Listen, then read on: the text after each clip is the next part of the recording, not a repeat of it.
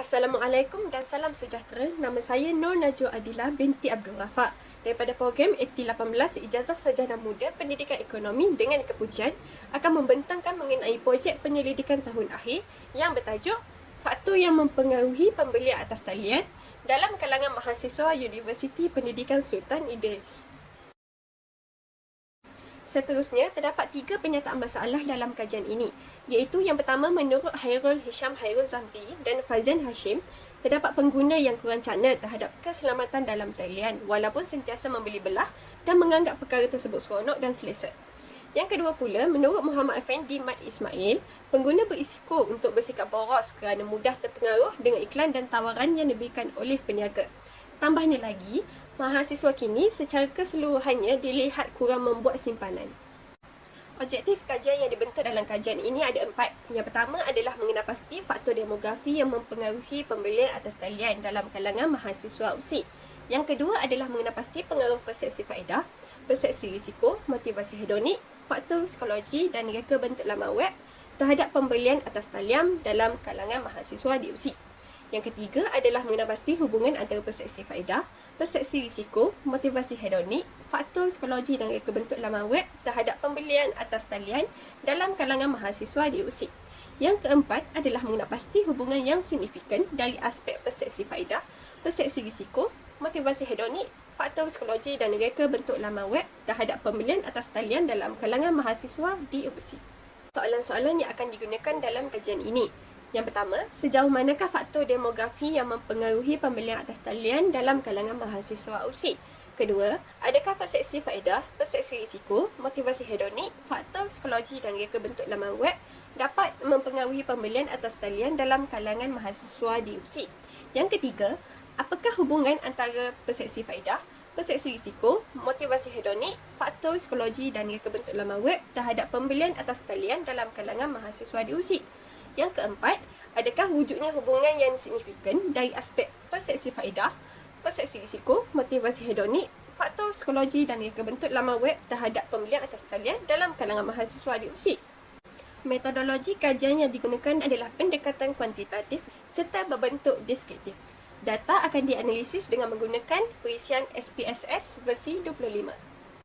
Di samping itu, teknik pensampelan yang digunakan adalah pensampelan rawat mudah populasi mahasiswa pada tahun 2022 yang diperoleh daripada statistik yang dikeluarkan oleh Kementerian Pendidikan Tinggi adalah seramai 19,537 orang. Saiz sampel yang ditetapkan adalah 377 orang responden. Bilangan ini ditetapkan berdasarkan jadual kajian Morgan. Instrumen kajian yang digunakan adalah borang soal selidik yang menggunakan skala Likert 5 mata yang dikongsikan dengan menggunakan pautan Google Form.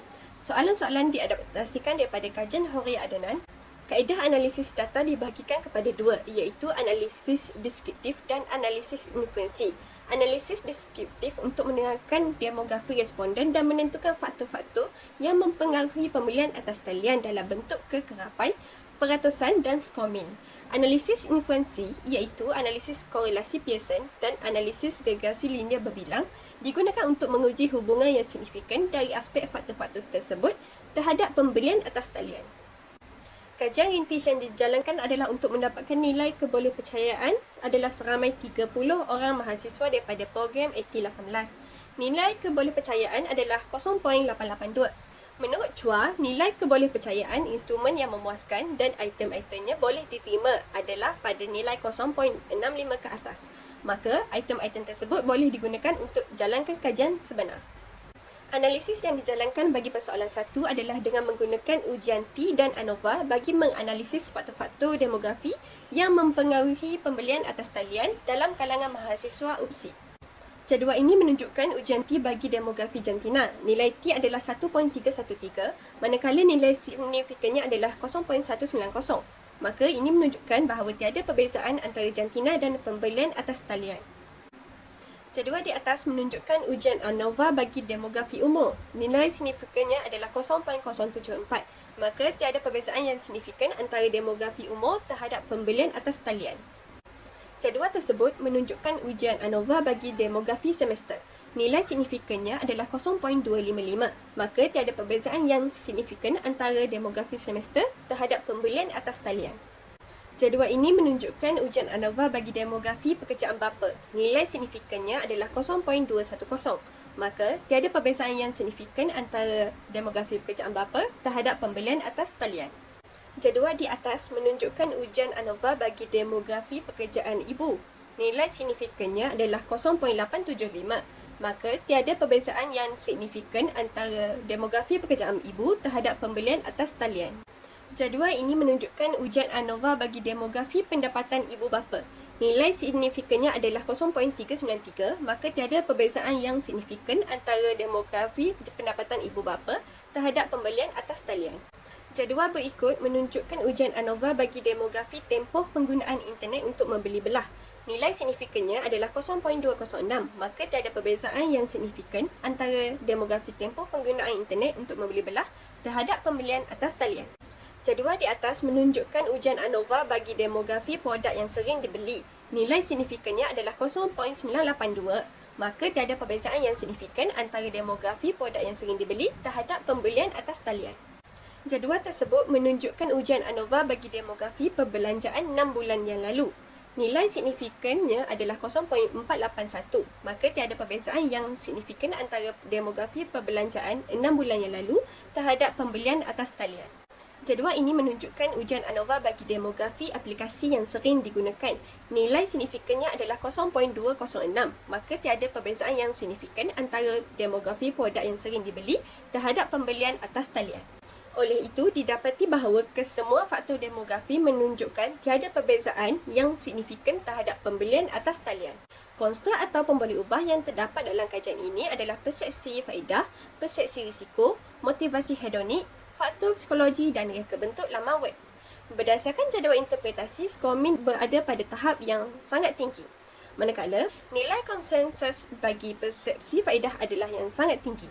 Seterusnya, yang tinggi adalah persepsi risiko, motivasi hedonik dan reka bentuk laman web. Konsensus responden yang sederhana pula adalah faktor psikologi. Oleh itu, perkara ini menunjukkan bahawa persetujuan atau penilaian responden terhadap kesemua konstruk dalam soal sidik tersebut adalah sangat tinggi. Konstruk atau pemberi ubah yang terdapat dalam kajian ini adalah persepsi faedah, persepsi risiko, motivasi hedonik, faktor psikologi dan reka bentuk laman web. Berdasarkan jadual interpretasi, skor min berada pada tahap yang sangat tinggi. Manakala, nilai konsensus bagi persepsi faedah adalah yang sangat tinggi. Seterusnya, yang tinggi adalah persepsi risiko, motivasi hedonik dan reka bentuk laman web. Konsensus responden yang sederhana pula adalah faktor psikologi. Oleh itu, perkara ini menunjukkan bahawa persetujuan atau penilaian responden terhadap kesemua konstruk dalam soal sidik tersebut adalah sangat tinggi. Analisis bagi persoalan ketiga adalah dilakukan dengan menggunakan jadual kekuatan korelasi Davis bagi melihat kekuatan hubungan antara faktor-faktor tersebut dengan pembelian atas talian. Jadual menunjukkan kekuatan hubungan antara persepsi faedah dan pembelian atas talian adalah bernilai 0.324. Ini menunjukkan bahawa hubungannya adalah sederhana tinggi. Jadual di atas menunjukkan kekuatan hubungan antara persepsi risiko dan pembelian atas talian adalah bernilai 0.405. Ini menunjukkan bahawa hubungannya juga adalah sederhana tinggi. Jadual tersebut menunjukkan kekuatan hubungan antara motivasi hedonik dan pembelian atas talian adalah bernilai 0.454. Hal ini juga menunjukkan bahawa hubungannya adalah sederhana tinggi. Jadual menunjukkan kekuatan hubungan antara faktor psikologi dan pembelian atas talian adalah bernilai 0.284. Ini menunjukkan bahawa hubungannya adalah rendah.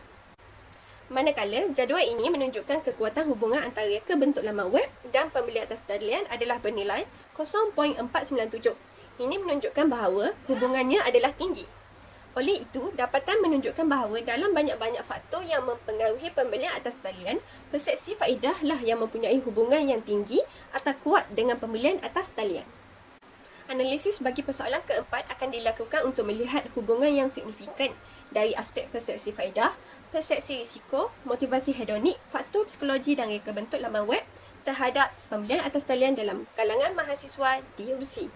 Jadual menunjukkan skuar bagi kajian ini adalah 0.329 yang membawa maksud kesemua pembeli ubah bebas iaitu persepsi faedah, persepsi risiko, motivasi hedonik, faktor psikologi dan reka bentuk laman web dianggap menyumbang sebanyak 32.9% variasi ke atas pembelian atas talian dalam kalangan mahasiswa UBC. Jadual di atas menunjukkan dapatan bagi regresi linear berbilang. Dapatan menunjukkan bahawa terdapat 3 daripada 5 pemboleh ubah bebas yang mempengaruhi pembelian atas talian adalah signifikan. Pemboleh ubah tersebut adalah persepsi risiko dengan nilai signifikannya sebanyak 0.009. Motivasi hedonik dan reka bentuk laman web nilai signifikannya adalah sama, iaitu 0.001. Ketiga-tiga pemboleh ubah ini mempunyai hubungan yang signifikan dengan pembelian atas talian kerana nilai signifikannya kurang daripada 0.05. Manakala dua lagi pemboleh ubah iaitu persepsi faedah dan faktor psikologi dilihat tidak mempunyai hubungan yang signifikan dengan pembelian atas talian kerana nilai signifikannya lebih besar daripada 0.05. Oleh itu, dapat disimpulkan bahawa kenaikan 1% dalam persepsi risiko akan memberi kesan peningkatan sebanyak 13% dalam pembelian atas talian. Seterusnya, kenaikan 1% dalam motivasi hedonik dilihat akan memberikan kesan peningkatan sebanyak 16.5% kepada pembelian atas talian. Akhir sekali, kenaikan 1% dalam reka bentuk laman web juga akan memberikan kesan peningkatan sebanyak 28.4% kepada pembelian atas talian. Kesimpulannya, hasil kajian ini mendapati bahawa mahasiswa UPSI mempunyai pengaruh terhadap tingkah laku pembelian atas talian kerana mereka mempertimbangkan aspek persepsi risiko, motivasi hedonik dan reka bentuk laman web. Hal ini sedemikian kerana faktor ini dilihat mempunyai pengaruh secara signifikan. Akhir sekali, bagi implikasi kajian ini, ianya akan memberikan impak yang positif kepada peniaga dan pengguna. Implikasi kepada peniaga adalah supaya lebih berfokuskan kepada kehendak dan citarasa pengguna, seperti menekankan aspek menambah baik paparan laman web, manakala kepada pengguna pula adalah untuk memberikan kesedaran kepada mereka agar tidak mudah tertipu semasa membuat pembelian atas talian. Selain itu, cadangan yang boleh diberikan kepada pengkaji pada masa akan datang adalah mereka boleh menekankan faktor-faktor yang lain seperti pengalaman, kemudahan, kebolehgunaan, kebolehpercayaan dan lain-lain. Selain itu, pengkaji lain juga boleh menjalankan kajian yang sama dengan menggunakan kaedah temu bual agar dapat maklum balas yang lebih terperinci dan penambahbaikan mengenai kajian secara terus. Itu sahaja daripada saya. Sekian, terima kasih.